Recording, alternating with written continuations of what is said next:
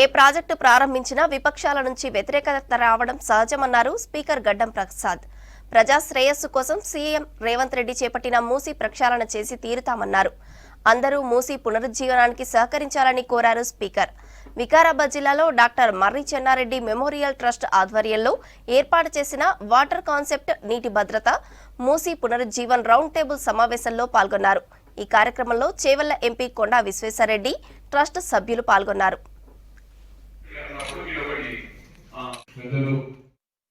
ప్రాంతానికి వస్తాయని చెప్పినప్పుడు మళ్ళీ అదే పవర్ పాయింట్ ప్రజెంటేషన్ తర్వాత వచ్చిన ముఖ్యమంత్రి శ్రీ కిరణ్ కుమార్ రెడ్డి గారి సర్వే కోసం 7 కోట్ల రూపాయలు డిపిఆర్ కోసం మనం ఆ రోజు జీవో తీసుకొని వచ్చాం. తర్వాత ఇంతకుముందున్న పెద్దలు గౌరవ కేసీఆర్ గారు ఈ జూరాల ప్రాజెక్టు బ్యాక్ వాటర్ నుంచి వాటర్ను లిఫ్ట్ చేసి స్వర్గీయ కమతం రామరెడ్డి గారి ఊరు మమదాబాద్ దాకా తీసుకొని వస్తే గ్రావిటీతోని మొత్తం దగ్గర 22 మండలాలు మనయి, కొంత భాగం మహబూబ్ నగర్, కొంత భాగం నల్గొండ జిల్లాలకు గ్రావిటీ ద్వారా ఈ నీరు పోతుంది. కానీ ఇంతకుముందున్న మాజీ ముఖ్యమంత్రి గారు ఈ ఆలోచనను తీసి పక్కకు పెట్టేసి మన వికారాబాద్ జిల్లా మెట్టు ప్రాంతం వర్షాధార మైనర్ ప్రాజెక్టులు, చెరువులు, కుంటలు తప్ప మేజర్ ఇరిగేషన్ ప్రాజెక్టులు లేవు. మూసీ, ఈసీ, కాగ్నా నదులు ఉన్నా ఇవి చిన్నవి. వర్షాలు కురిసినప్పుడు వానాకాలంలో మాత్రమే నీళ్లు ప్రవహిస్తాయి. మన జిల్లాలోని భూములు సారవంతమైన రైతులు సారవంతమైన భూములు ఉన్నా సరైన సాగునీటి వసతులు లేవు. ఇది నిజం.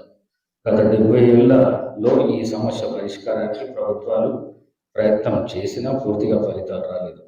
కృష్ణా, గోదావరి నదులు దూరంగా ఉండడంతో పాటుగా మన వికారాబాద్ ప్రాంతంలో ఎత్తులో ఉండడంతో సాగునీటిని తీసుకురావడం ఇబ్బందులు ఉన్నాయి.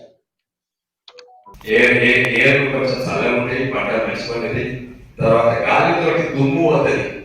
ఆ న్యూట్రియన్స్ అన్ని సన్న దుమ్ములు ఉంటాయి, అవి అక్కడనే ఉండిపోతాయి. ఆ తడి కింద ఉంటుంది.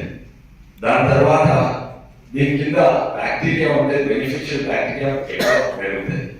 దాని తర్వాత అన్నిట్లో ముఖ్యమైనది అల్లం పెరగదు. అల్లం పెరగాలంటే దాన్ని ఎండ కావాలి. ఇది నీరంతా ఒక లేయర్ ఇది ఉంటుంది, అల్లం పెరగదు. తర్వాత లాస్ట్ కు కింది లేయర్ అది మునిగిపోయి అది ఎరువైతుంది. అంటే దీనికి విడిసైడ్స్ తక్కువ అవసరము. రైస్ ఇక్కడ పంట పండించేది ఎప్పుడు కూడా వరి, సోదరే పండిస్తున్నాము. ఇది కూడా దాని తర్వాత ఏమైంది, రాష్ట్ర ప్రభుత్వాలు వచ్చినాయి, మేము సాగునీరు ఇస్తామని.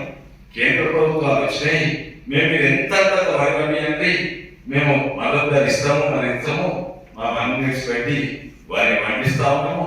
అప్పుడు అంతకుముందు ఎవరికి పొట్టలు లేకుంటే ఆరోగ్యం